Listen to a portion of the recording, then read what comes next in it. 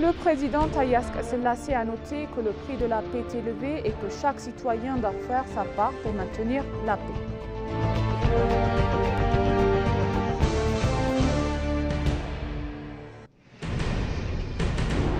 Le patriarche Abouna Mathias a appelé tout le monde à s'acquitter de ses devoirs dans la promotion de la paix et du développement.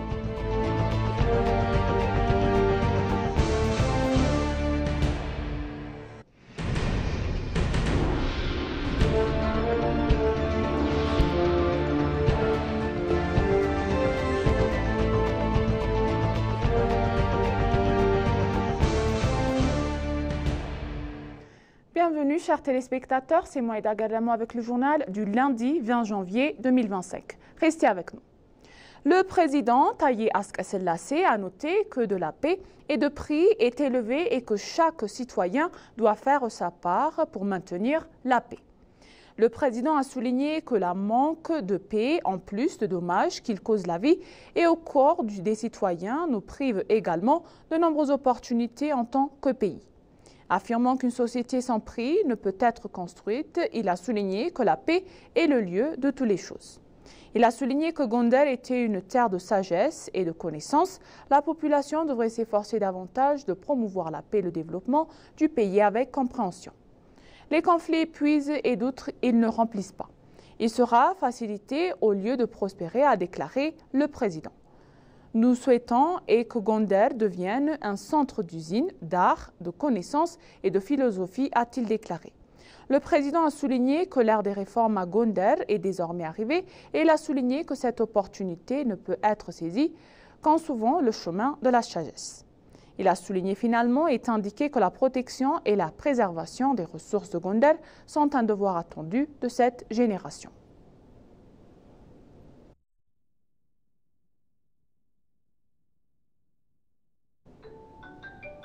Le patriarche de l'Église orthodoxe, sa sainteté Abouna Mathias, a appelé tout le monde à s'acquitter de ses devoirs de la promotion de la paix et du développement et en s'unissant de l'amour et de solidarité. À l'occasion de Tmkat, sa sainteté Abouna Mathias a transmis ses meilleurs vœux à tous ceux qui célèbrent Épiphanie, une célébration qui commémore le baptême de Jésus-Christ pour Jean-Baptiste dans le Jourdain. En outre, le patriarche a souligné que l'humanité ne peut atteindre la vie éternelle que de la dévotion à Dieu.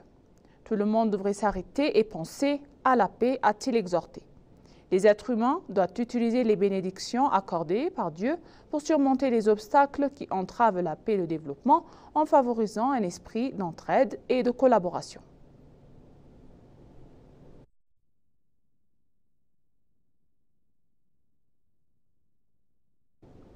L'Église catholique éthiopienne a célébré la fête du baptême avec une variété de cérémonies spirituelles à la cathédrale catholique de Ledeta. À l'occasion, l'archevêque de l'Église, sa sainteté, le cardinal Brhane Jesus Surafel, a déclaré que la célébration a été magnifiquement célébrée avec un mahel, une messe, des chants spirituels, des actions de grâce et un programme de baptême des fidèles. Il a mentionné que le baptême était la manière dont Jésus-Christ et l'humilier et a enseigné l'humilité et l'amour. Il a déclaré que le festival est une manifestation de paix, d'amour et d'humilité. Les fidèles invités à la célébration ont déclaré que l'humilité démontrée par Jésus-Christ lors de son baptême est ce que motive chacun à nous à servir et à coopérer les uns avec les autres. Il a mentionné que les croyants qui célèbrent la fête devraient suivre le chemin du vie de Jésus-Christ, le maître de l'humilité. Ils ont déclaré que cela devrait être fait pour la paix, l'unité, la coopération et la considération mutuelle.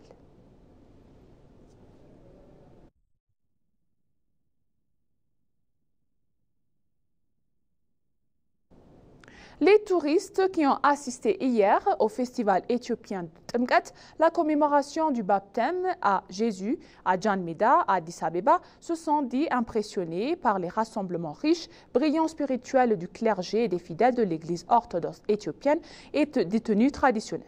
Soulignant la valeur culturelle de Tmkat, les visiteurs ont exprimé que le festival les avait assistés à Jan Meda était génial.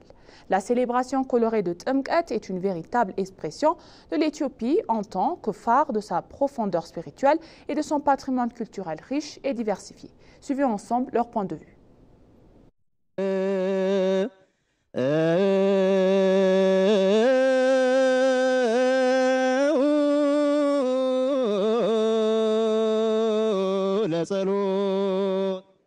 pour...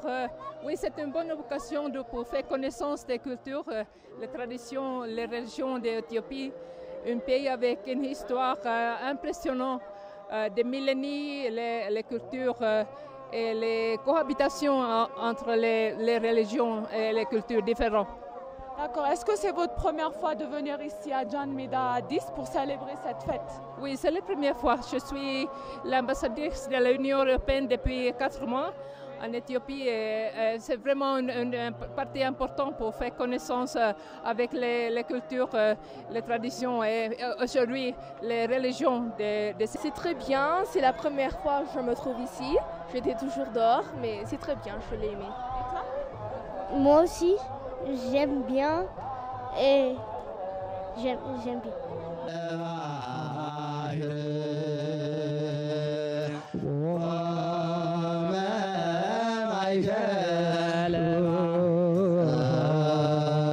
Le message pour l'importance d'être ensemble, discuter, trouver les compromis pour une importante partie du développement de ce pays. C'est pour vraiment être ensemble et mieux connaître, mieux comprendre les opinions. Et pour moi, le message important et le travail, c'est pour approfondir les relations entre l'Union européenne et l'Éthiopie. C'est très bien, vous devez venir et le voir. Ouais, c'est tout. Oui, je vous aime. Gros bisous. Moi aussi, je vous aime.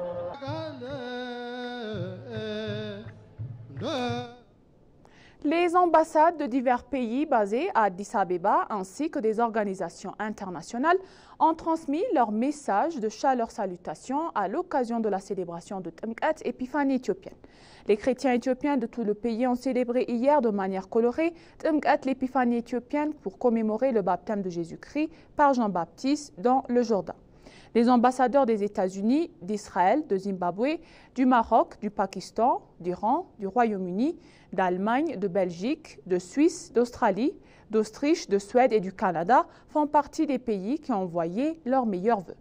L'UNESCO et l'Organisation internationale pour les migrations d'Afrique de l'Ouest ont adressé des messages similaires. L'ancien ambassadeur des États-Unis en Éthiopie, Tibor Nigé, a souhaité une bonne fête de Tmkat à tous ceux qui célèbrent cette fête en Éthiopie.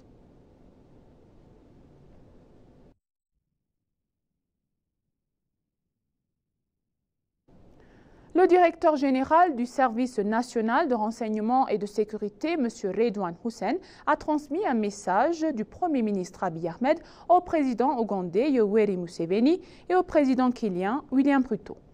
Le directeur Redouane a transmis la reconnaissance du Premier ministre Abiy aux dirigeants de l'Ouganda et de Kenya pour le rôle constructif qu'ils ont joué dans le renforcement du bon voisinage et de coopération régionale, ainsi que pour leur position positive concernant la quête de l'Éthiopie d'un accès à la mer.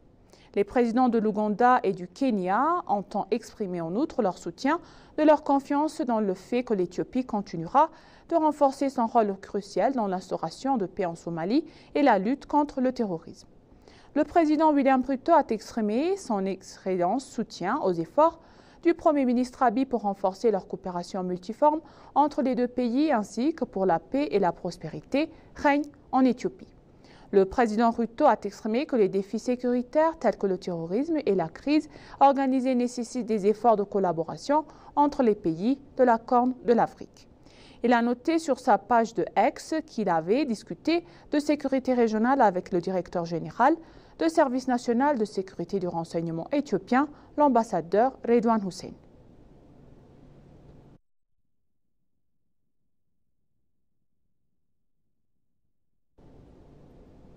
Le ministre des Finances, Ahmed Shide, a accueilli son Excellence M. Liu Lahao, le président du Centre de recherche et de développement du Conseil d'État de Chine et son délégué. Au cours de leur discussion, M. Liu Lahao a souligné que lors du 3e sommet de la FOAC-CA, le gouvernement chinois a encouragé le dialogue du groupe de réflexion sur le développement des politiques publiques en Afrique. Il a également mentionné que la Chine s'est engagée à établir un centre mondial du Sud et a encouragé les interactions entre les parties prenantes du Nord et du Sud pour s'engager dans leurs discussions politiques et partager des expressions visant à favoriser le changement.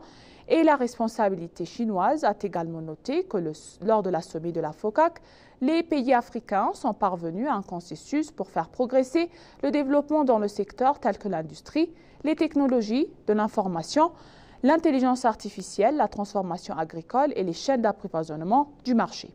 Le ministre des Finances, Ahmed Shide, a pour sa part déclaré que la création du Centre des recherches mondiales du Sud est importante pour le développement mondial. Ahmed a mentionné l'expérience éthiopienne selon laquelle, au cours des 15 dernières années, le pays a mis en œuvre plusieurs projets d'infrastructures, de fabrication, de développement pour des facilités financières chinoises.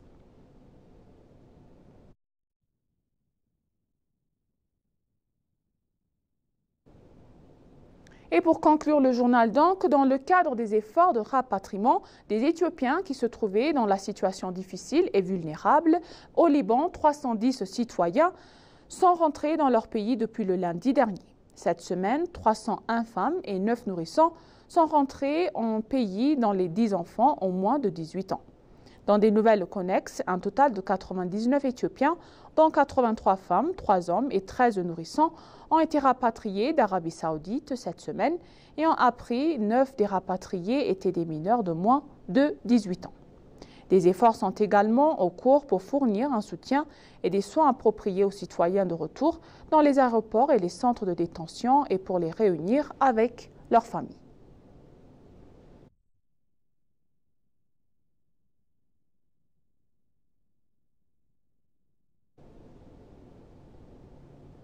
Et maintenant, chers téléspectateurs, je vous rappelle les titres principaux. Le président Taye Asque-Selassie a noté que le prix de la paix est élevé, que chaque citoyen doit faire pour sa part maintenir la paix.